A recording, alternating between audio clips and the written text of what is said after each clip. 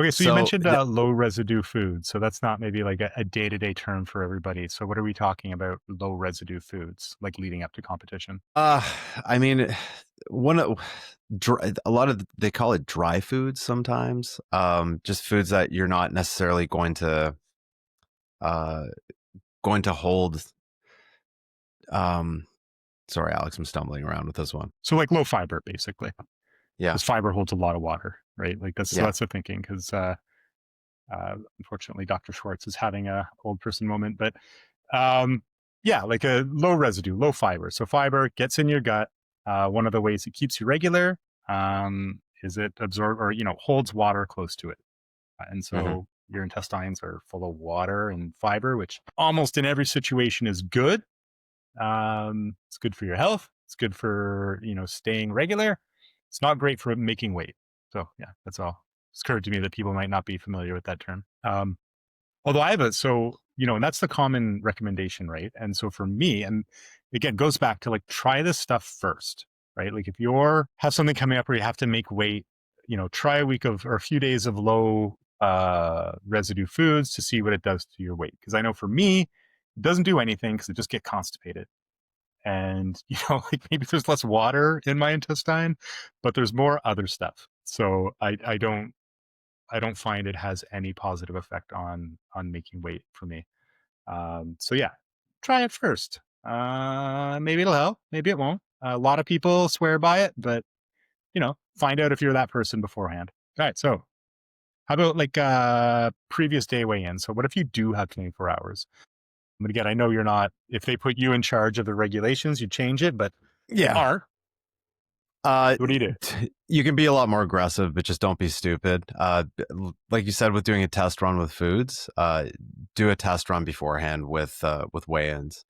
So in training, um, whether you have a competition or not, I always think of fighting, and because I always see fighters doing the most aggressive banana stuff when it comes to dropping weight. You talk about plastic bags, like cycling with garbage bags around them, or going into saunas. And there's like a fight culture about toughness, but I just think it's really stupid. Um, like a lot of this toughness sort of culture stuff in sport, it's just putting you in more harm. So I mean, if you're going to do it and you're going to be aggressive with it, like that one athlete I was talking about, do a test run and a training at some point. So see what works, see how much weight you can lose. And just for the most part, you want to still maintain a lower body weight during training, because you don't it's a bit of a shock. Um, don't drop too much weight in the weeks leading up to the event. Uh, you don't want to mess up your glycogen storage, and that can suffer in periods of rapid weight loss, which means you can't train well, which means you're kind of sluggish, which kind of throws off the last few weeks of training. And those can be important because you're decreasing volume, but there's a lot of technical work that still goes into those things. And so if you're not able to sustain that, you're going to be in trouble. It's just not a good situation. And like I keep reiterating, just please consider not dropping weight, especially if it's an event that just doesn't matter that much. If there's not, it's not like if there's not like the ton of money in your career and everything on the line, and you have to pay all your coaches and all the people around you because you're a pro fighter, then maybe it's just not worth it. Yeah, and I think too sometimes like even in fighting, you like combat sports, you have tune-up events, right? Like not Hmm. all events are worth have the same value.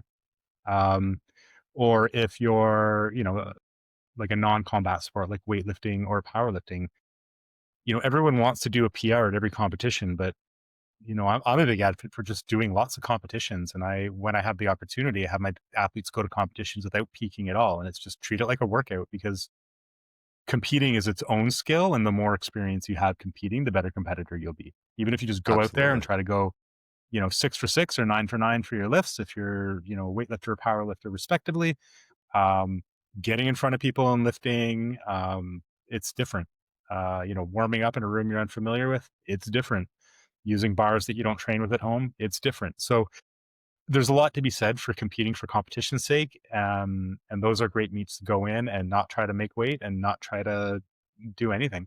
Just go in, have fun. Or if you are just a recreational lifter, like and you're not using this competition to qualify for anything. Like, you don't need it to put up a number for a certain weight division regionally or nationally. Who cares? Just weigh whatever. Like, wake up, have breakfast, go weigh in. Like, it doesn't matter at all. Treat it like a hobby. Enjoy yourself.